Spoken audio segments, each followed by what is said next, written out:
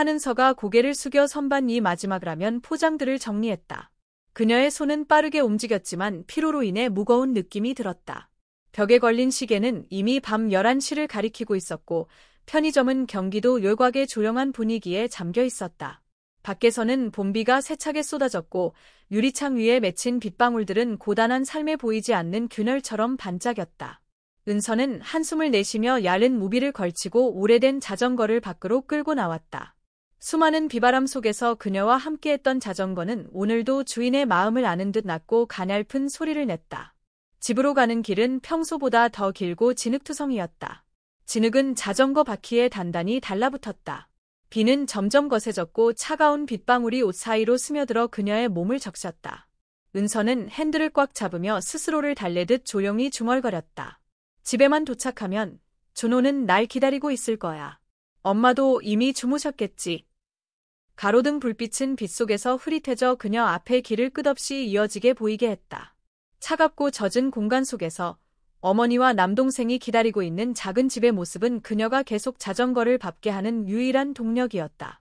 갑작스러운 찬 바람이 스치며 은서의 몸이 잠시 떨렸다. 하지만 그녀는 여전히 입가에 옅은 미소를 지었다. 모든 것이 그녀에게 등을 돌린 것처럼 느껴져도 은서의 마음속에는 가족을 향한 사랑이라는 작지만 강렬한 불꽃이 타올랐다. 그것은 가장 어두운 날에도 그녀의 길을 비춰주는 등불이었다. 한은서는 질퍽한 길 위에서 발걸음을 고르게 유지하려 했었다. 비는 점점 거세지고 바람이 골목마다 휘몰아치며 그녀의 손을 시리게 했지만 그녀는 계속해서 자전거를 페달질했다. 스스로에게 말했다. 조금만 더 가면 집에 도착할 거야. 희미한 가로등 불빛이 빗속을 희미하게 비추는 가운데 은서는 갑자기 앞쪽 인도에 누워있는 실루엣을 발견했다. 그녀는 자전거를 멈추고 두 눈을 크게 뜬 채 망설였다. 그 남자는 의식을 잃은 것처럼 보였고 온몸이 젖어 떨고 있었다. 은서는 핸들을 꼭 쥐고 주변을 살폈지만 거리는 텅 비어 있었다. 그녀의 머릿속을 스치는 생각. 혹시 이게 함정이면 어떡하지? 멈추면 누군가가 나타나서 내 자전거와 돈을 빼앗으면 어떡하지? 그 짧은 순간 그녀의 머릿속에 엄마의 기침 소리와 장난기 넘치는 남동생의 모습이 스쳐 지나갔다. 그녀는 스스로에게 말했다. 하지만 이 사람이 아빠라면 어떡하지? 정말로 도움이 필요한 사람이라면? 은서는 남자에게 다가갔다.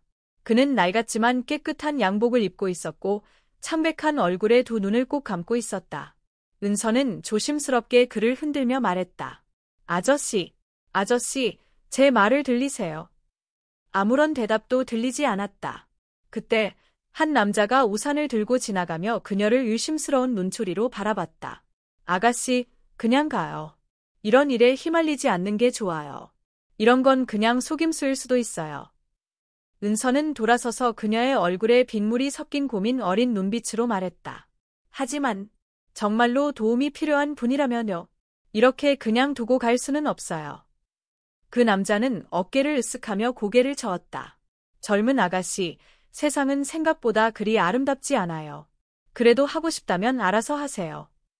그는 뒤돌아 떠났고 은서는 차가운 비 속에 홀로 남겨졌다. 그녀는 누워있는 남자를 내려다보며 생각했다. 비록 비가 그녀의 몸을 시리게 했지만 그녀의 마음은 뜨거운 결단력으로 따뜻해졌다. 아저씨, 제가 도와드릴게요. 은서는 자전거를 한쪽으로 옮기고 몸을 숙여 남자를 부축했다. 그의 몸은 얼음장처럼 차가웠지만 은서는 포기하지 않았다. 그녀는 그를 낡은 자전거에 태우고 자신에게 기댈 수 있도록 했다. 그리고 빗속에서 자전거를 힘겹게 몰기 시작했다. 자전거 바퀴는 평소보다 훨씬 무거웠다. 빗물이 그녀의 얼굴에 날아들었고 추웠지만 은서는 앞을 바라보며 페달을 밟았다. 자전거가 흔들릴 때마다 핸들을 꼭 쥐고 중얼거렸다. 괜찮아요. 아저씨, 곧 나아질 거예요. 병원에 도착했을 때 은서는 거의 기진맥진했다. 그녀는 응급실 로비에서 크게 외쳤다. 요사 선생님, 이분을 도와주세요. 길에서 쓰러져 계셨던 분이에요. 접수 담당자는 그녀를 의심스러운 눈초리로 쳐다보며 물었다. 환자분 가족인가요? 은서는 고개를 저으며 급하게 말했다. 아니요. 하지만 제발 도와주세요. 이분은 당장 응급처치가 필요해요. 담당자는 평범한 목소리로 대답했다. 가족이 아니시라면 치료 전에 30만 원을 선불로 내셔야 합니다. 은서는 순간 멍해졌다. 그녀는 비옷 주머니를 뒤져 구겨진 돈을 꺼냈다. 그것은 그녀가 가족을 위해 모은 전 재산이었다. 엄마와 동생 생각에 가슴이 아팠지만 그녀의 눈빛은 전보다 더 단호해졌다. 이게 제가 가진 전부예요. 제발 이분을 살려주세요. 접수 담당자가 돈을 받았고 은서는 남자가 응급실로 들어가는 것을 끝까지 지켜봤다. 그녀는 춥고 떨렸지만 마음 한편은 가벼웠다. 그녀는 옳은 일을 했다는 것을 알고 있었다. 병원 대기실 한쪽에서 은서는 젖은 옷을 입은 채 몸을 움켜쥐며 추위를 견뎠다. 그녀는 남자가 누구인지 몰랐고 감사 인사를 기대하지도 않았다. 단지 그가 무사히 살아나기를 바랐다. 병원을 나설 때 비는 잦아들었지만 바람은 여전히 차가웠다. 자전거는 물에 젖어 흔들렸지만 은서의 마음은 설명할 수 없는 평온함으로 가득 차 있었다. 병원을 돌아보며 은서는 조용히 속삭였다. 아저씨, 꼭 살아남으세요. 당신은 할 수 있을 거라고 믿어요. 다음 날 아침, 한은서는 몸이 녹초가 된 채로 잠에서 깼다. 잠이 부족해 움푹 패인 눈은 전날 밤에 흐릿한 비 오는 꿈에 여전히 시달리고 있었지만 부엌에서 들려오는 익숙한 기침 소리가 그녀를 현실로 끌어당겼다. 은서는 부엌으로 들어가 보니 어머니인 한미자가 오랜 기침 끝에 겨우 일어서려 애쓰고 있었다. 미자는 건강이 약했음에도 불구하고 매일 아침 가족을 위해 아침 식사를 준비하는 것으로 하루를 시작했다.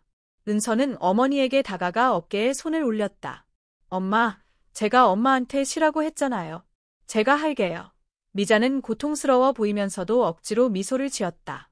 엄마는 괜찮아, 은서야. 너는 하루 종일 일하느라 힘들었잖아.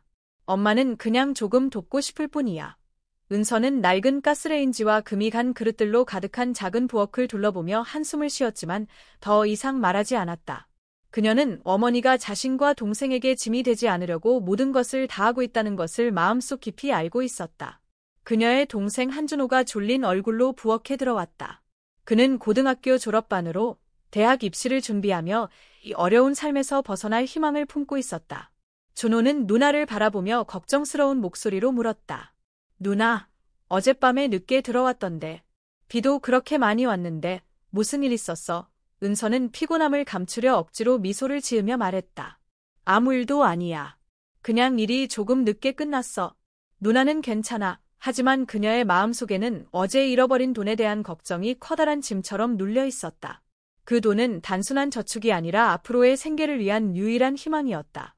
그날 오후 편의점에서 일을 하고 있던 은서의 휴대전화가 울렸다. 준호의 학교에서 걸려온 전화였다. 전화 너머로 들려오는 선생님의 목소리는 다급했다. 은서 씨, 준호가 수업 중에 심한 복통을 호소했습니다. 우리가 구급차를 불렀고 현재 근처 병원으로 이송 중입니다. 빨리 와주세요. 은서는 손에 들고 있던 수건을 떨어뜨리고 심장이 멎는 것 같았다. 그녀는 황급히 자전거를 타고 병원으로 향했다. 오늘 병원으로 가는 길은 평소보다 훨씬 길게 느껴졌다. 그녀의 머릿속에는 수많은 생각들이 맴돌았다. 설마, 준호야, 괜찮아야 해. 병원에 도착했을 때 은서는 응급실 침대에 누워 창백한 얼굴로 배를 움켜쥐고 있는 준호를 보았다.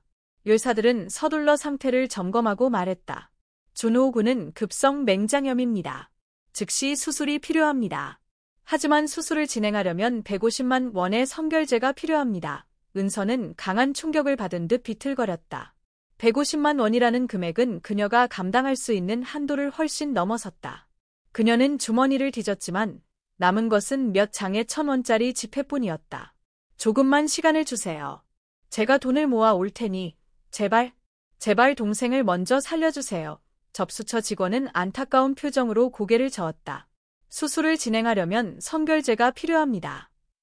은서는 떨리는 손으로 눈물을 흘리며 여기저기 전화를 걸었지만 친구나 동료들 모두 거절했다. 응급실에서 들려오는 준호의 울음소리가 그녀를 가만히 있을 수 없게 만들었다.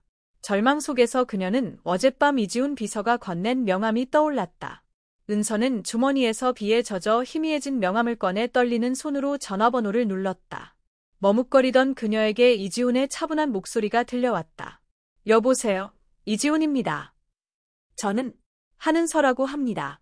제가 도움이 필요해요.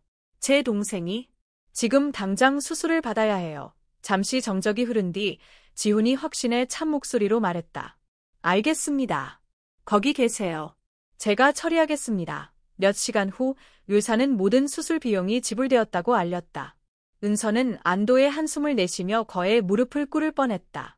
준호는 신속히 수술실로 옮겨졌고 의사들은 수술을 시작했다. 대기실에 앉아있는 은서는 차갑고 굳은 자신의 손을 내려다보며 울음을 터뜨렸다. 그 눈물은 단순한 피로가 아니라 끝없는 감사의 눈물이었다. 준호가 위기를 넘기고 은서는 병상에 누운 동생을 바라보며 단순한 행복에 젖어 속삭였다. 꼭 건강해져야 해, 준호야. 우리에겐 아직 가야 할 길이 많이 남아있어. 일주일 후, 한은서가 여전히 수술 후 회복 중인 남동생을 돌보고 있을 때 그녀의 집 초인종이 울렸다. 문 밖에는 단정한 정장을 입고 깔끔한 서류 가방을 든 한 남자가 서 있었다. 그는 공손히 고개를 숙이며 말했다. 안녕하세요. 한은서 씨, 저는 강동혁 회장님의 비서 이지훈입니다. 회장님의 지시에 따라 이곳에 왔습니다. 은서는 깜짝 놀랐다. 그녀는 곧바로 며칠 전 빗속에서 자신이 구한 남자를 떠올렸다. 의문이 가득한 눈빛으로 그녀는 지훈을 집으로 초대했다. 작은 집 안의 분위기가 갑자기 엄숙해졌다. 이지훈은 차분한 목소리로 말했다. 강 회장님께서 당신이 그를 구하기 위해 해주신 일들에 대해 저에게 말씀하셨습니다. 그는 깊이 감사드리며 그 은혜를 갚고 싶어 하십니다. 그래서 회장님께서 당신을 혜성그룹에 초대하고 싶어 하십니다. 은서는 놀라움의 말을 잇지 못했다. 이런 기회가 자신에게 올 줄은 상상도 하지 못했다. 그러나 곧 삶의 냉혹한 현실이 그녀를 신중하게 만들었다. 저는 그저 편의점 직원일 뿐입니다. 대기업에서 일할 경험도 능력도 없습니다. 지훈은 따뜻한 미소를 지으며 말했다. 회장님은 경험만 보시는 것이 아닙니다. 그는 용기, 끈기, 그리고 한 사람의 인격을 중요하게 생각하십니다. 이는 당신 자신뿐 아니라 가족을 위해 삶을 바꿀 수 있는 기회입니다.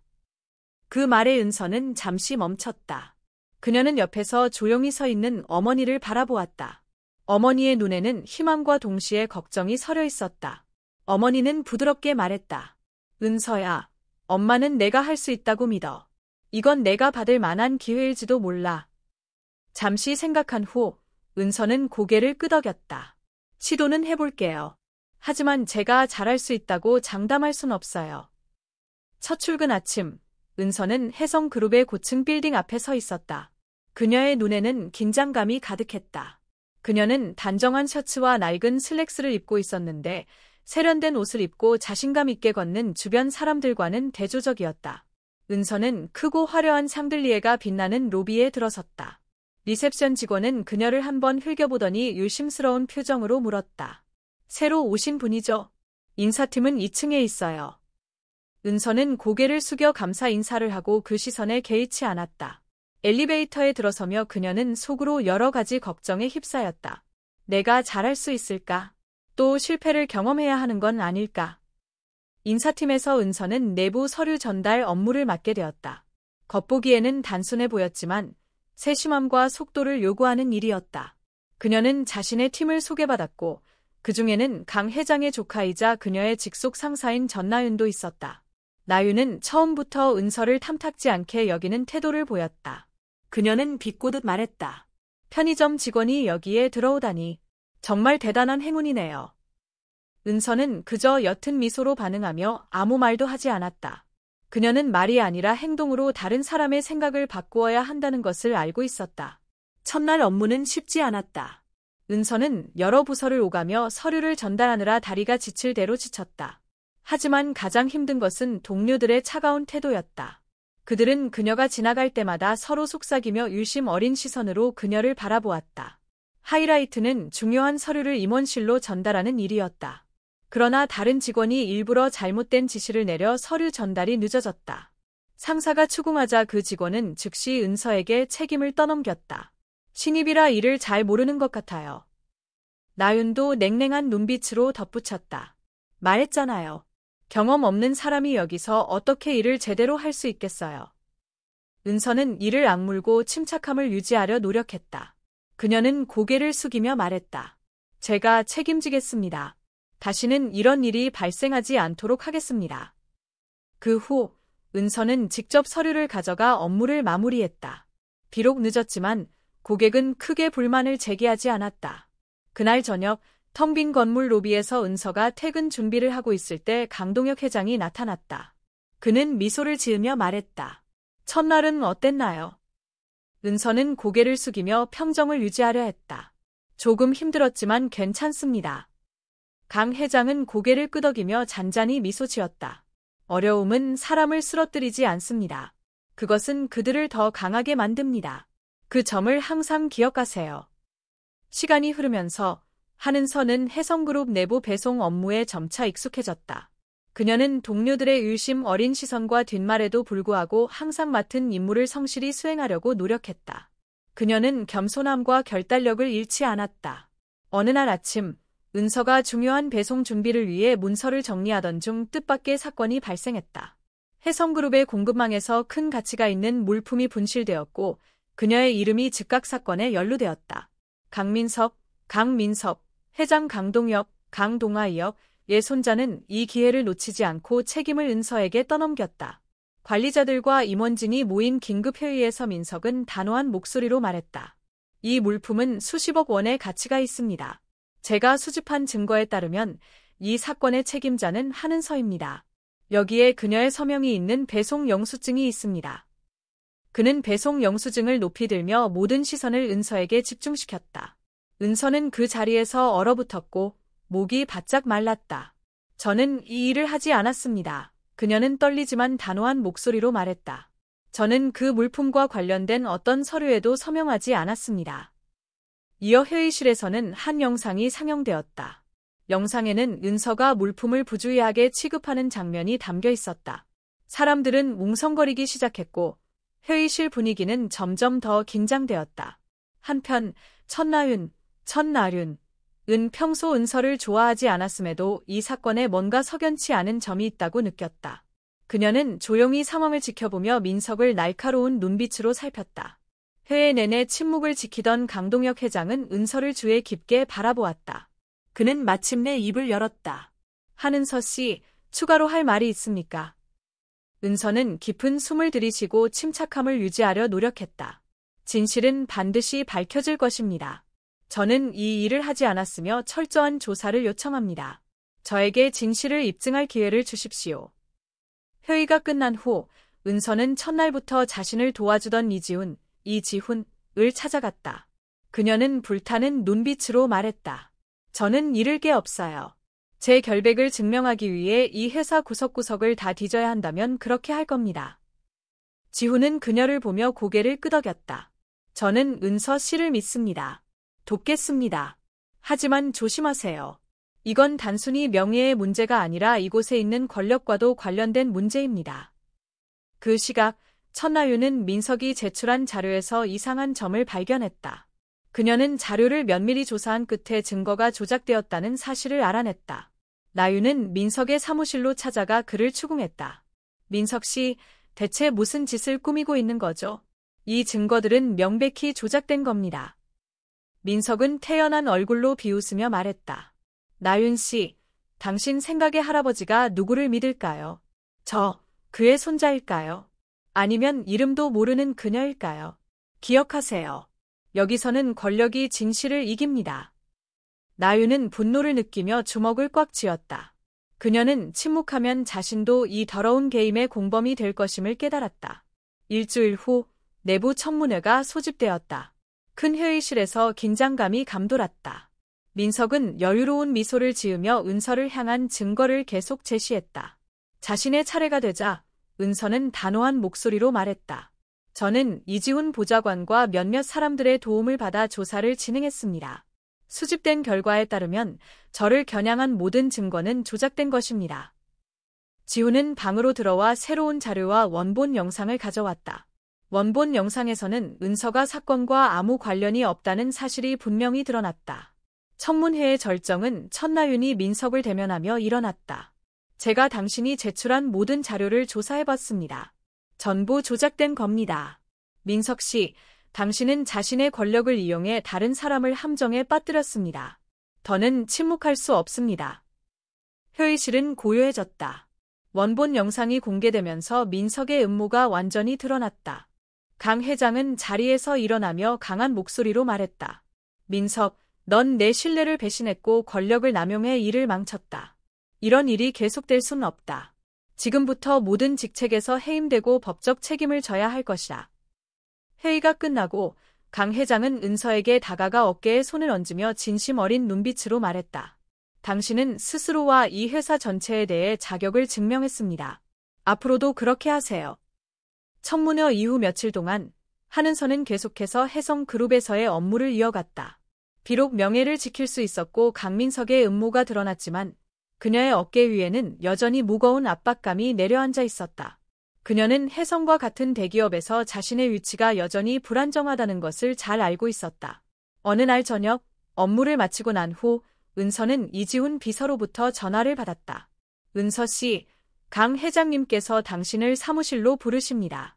중요한 이야기가 있으신 것 같습니다. 지훈의 목소리는 약간 심각하게 들렸고 은서는 걱정을 떨칠 수 없었다. 그녀는 고개를 끄덕이며 짧게 대답했다. 알겠습니다. 곧 올라가겠습니다. 혜성 빌딩의 최고층에 위치한 강 회장의 사무실은 유리벽을 통해 서울 도심에 반짝이는 야경을 내려다볼 수 있는 곳이었다. 은서가 들어서자 강 회장은 창밖을 조용히 내다보고 있었다. 회장님, 부르셨습니까? 은서는 조심스럽게 물으며 말을 건넸다. 강 회장은 돌아서며 그녀를 바라보았다. 그의 얼굴은 엄숙했지만 눈빛에는 설명하기 어려운 슬픔이 서려 있었다. 그는 은서에게 자리에 앉으라는 신호를 보내고는 천천히 말을 꺼냈다. 은서 씨, 내가 당신에게 한 이야기를 해주고 싶습니다. 이 이야기는 나뿐만 아니라 당신의 가족과도 관련이 있습니다. 은서는 놀랐지만 말을 끊지 않고 귀를 기울였다. 당신의 아버지 한병수는 한때 나의 가장 친한 친구였습니다. 우리는 혜성그룹을 처음 세울 때 함께 힘을 합쳤습니다. 하지만 그는 말을 멈추고 고민에 찬 눈빛으로 이어갔다. 내부 분쟁이 일어났습니다. 내 가족 일부가 그를 떠나게 만들었고 그는 모든 것을 잃었습니다. 사무실은 조용해졌고 벽시계의 초침 소리만이 들릴 뿐이었다. 은서는 놀란 눈으로 강 회장을 바라보았다. 엄마께서는 이런 이야기를 한 번도 해주신 적이 없어요. 그녀는 떨리는 목소리로 말했다. 아마도 당신을 보호하기 위해 그런 고통스러운 기억을 안고 살지 않도록 하기 위해 그랬을 겁니다. 강 회장은 차분히 말을 이어갔다. 하지만 이제 더 이상 침묵할 수 없습니다. 당신은 진실을 알 권리가 있습니다. 그리고 나는 당신의 아버지가 누리지 못했던 기회를 당신에게 주고 싶습니다. 혜성에서 당신 자신의 가치를 증명할 기회를 말입니다. 강 회장의 말은 은서를 복잡한 감정 속으로 빠뜨렸다. 그녀는 어떤 감정을 느껴야 할지 몰랐다. 분노, 슬픔, 혹은 감사함.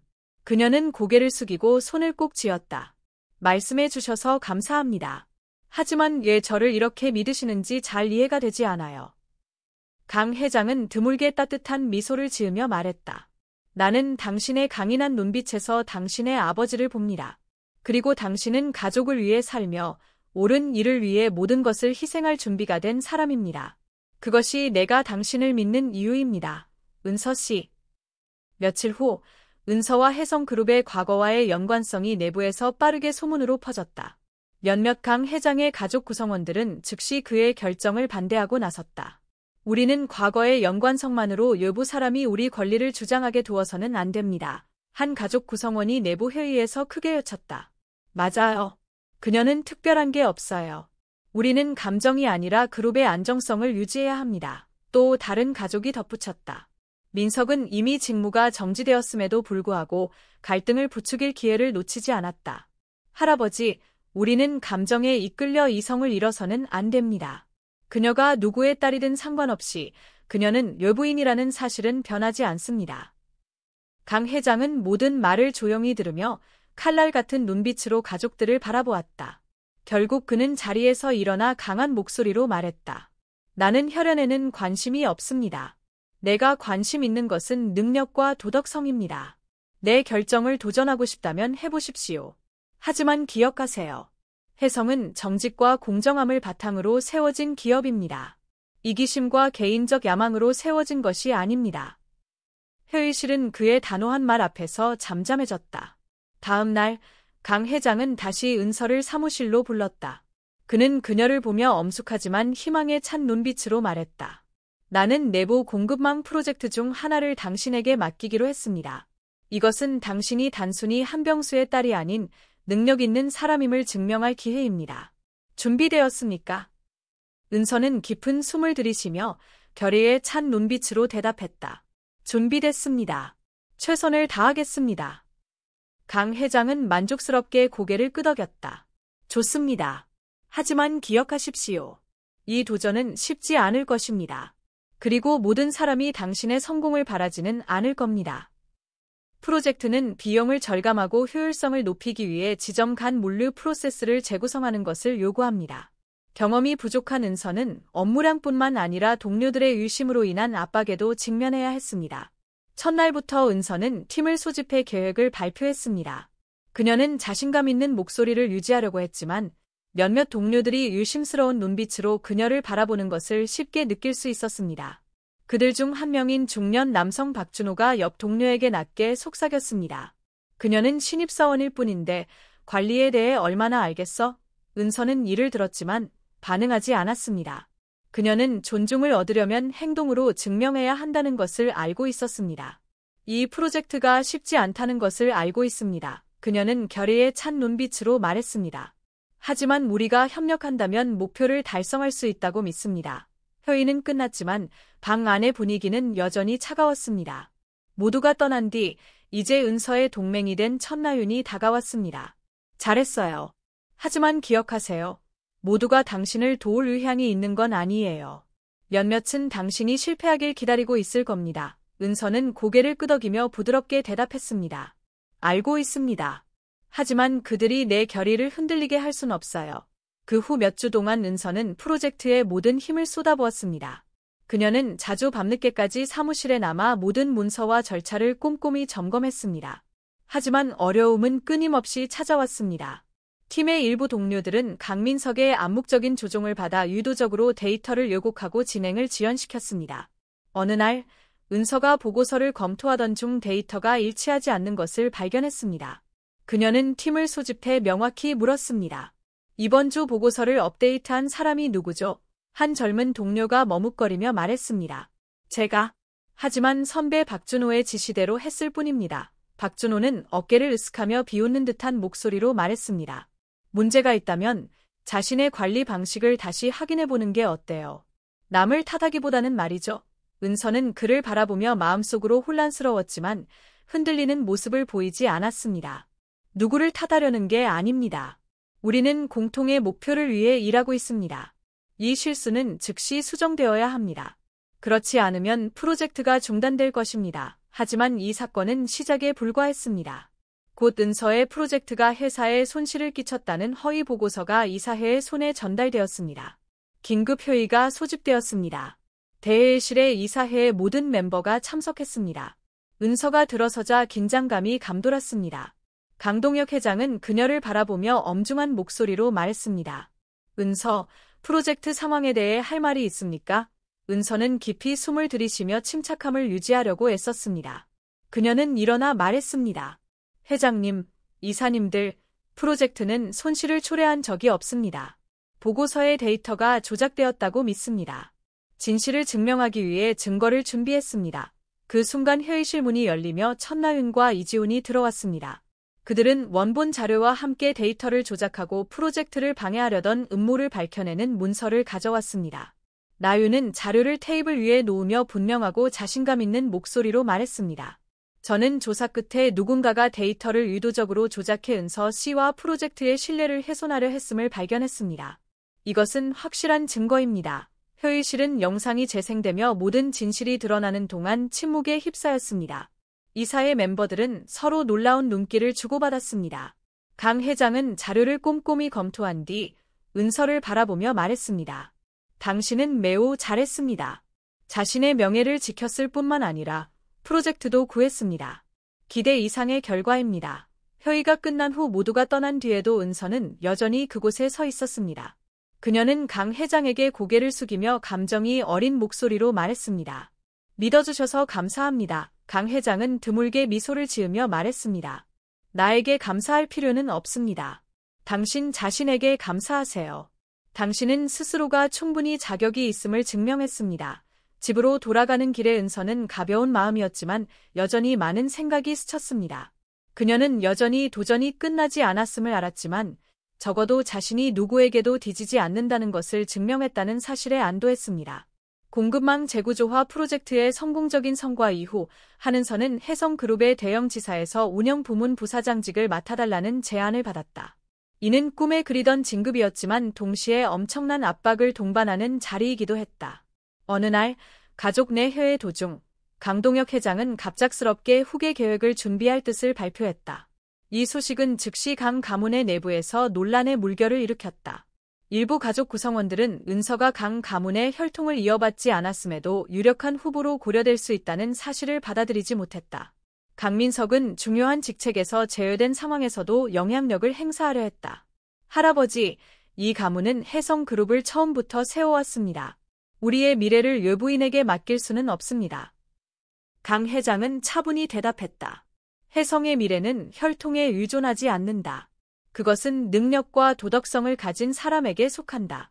은서는 그 누구보다 자신의 가치를 증명했다. 그러나 반대의 목소리는 멈추지 않았다. 많은 유심의 시선과 사회적 압력이 은서에게 가해지며 그녀는 자신이 권력 다툼의 중심에 서 있는 것처럼 느꼈다. 어느 늦은 오후, 은서는 강 회장의 사무실로 초대받았다. 창문 너머를 응시하던 그의 눈빛은 깊은 생각에 잠겨 있었다. 은서가 들어오자 그는 천천히 그러나 강력한 목소리로 말했다. 은서야, 내가 너에게 묻고 싶은 질문이 있다. 그녀는 등굽지 않고 서서 불안한 눈빛으로 대답했다. 회장님, 무엇인가요? 만약 내가 너에게 혜성을 이끌 기회를 준다면 넌 받아들이겠니? 그 질문은 마치 시간이 멈춘 것처럼 느껴졌다. 은서는 가슴 속에 심장이 뛰는 소리를 선명히 느꼈다. 그녀는 즉각적인 대답을 할 수 없었다. 저는 모르겠습니다. 제가 준비가 됐는지 확신할 수 없어요. 강 회장은 미소 지으며 말했다. 그 누구도 큰 책임을 맡을 준비가 완벽히 되어 있지는 않아. 하지만 중요한 건 내가 준비가 됐는지가 아니라 내가 그것을 하고 싶은지 여부야. 하고 싶다면 모든 어려움을 극복할 방법을 찾게 될 거야. 은서는 침묵했다. 그녀의 머릿속은 혼란스러웠다.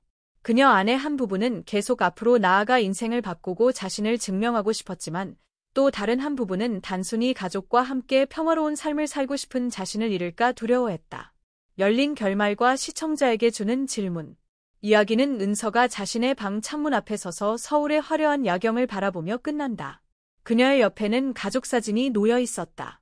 어머니는 부드러운 미소를 짓고 있었고 수술 후 회복 중인 남동생, 그리고 제대로 이해하지 못했던 아버지의 희미한 모습이 있었다. 은서는 스스로에게 물었다. 내가 이 길을 계속 걸어야 할까? 아니면 가족의 평화를 지키기 위해 멈춰야 할까? 진정한 행복은 무엇일까? 시청자 여러분, 만약 여러분이 은서라면 어떤 선택을 하시겠습니까? 삶을 바꾸고 자신을 증명하기 위해 압박 가득한 길을 계속 걸어가시겠습니까? 아니면 가족과 함께 평화로운 삶을 선택하시겠습니까? 현대 삶과의 연관성. 한은서의 이야기는 오늘날 많은 젊은이들이 직면한 현실적인 문제들을 반영합니다. 직업에서 오는 압박감, 사회적 편견, 그리고 개인적인 꿈과 가족의 책임 사이에서의 갈등 말입니다. 명예와 성공이 종종 희생과 함께 온다는 세계에서 삶에서 진정으로 중요한 것은 무엇인가? 라는 질문에 쉬운 답을 찾기란 어렵습니다. 은서가 겪은 도전들은 끈기와 정직함, 그리고 어려움을 극복하는 정신의 가치를 강조합니다. 출발점이 완벽하지 않더라도 인내심과 자신에 대한 믿음으로 우리는 변화를 만들어낼 수 있습니다. 이 이야기는 또한 리더의 역할에 대한 깊은 교훈을 제시합니다. 권력은 혈통에 기반을 둬야 하는가, 아니면 능력과 도덕성에 기반을 둬야 하는가? 이는 단지 가상의 기업 이야기가 아니라 현대 사회에도 중요한 질문입니다. 우리는 개인의 야망이 아니라 공동의 이익을 위한 진정한 리더가 필요합니다. 여러분은 어떻게 생각하십니까? 은서가 이 도전적인 길을 계속 걸어야 할까요? 아니면 더 평범하지만 평화로운 길을 선택해야 할까요? 스스로에게 물어보세요. 만약 여러분이라면 어떤 선택을 하시겠습니까?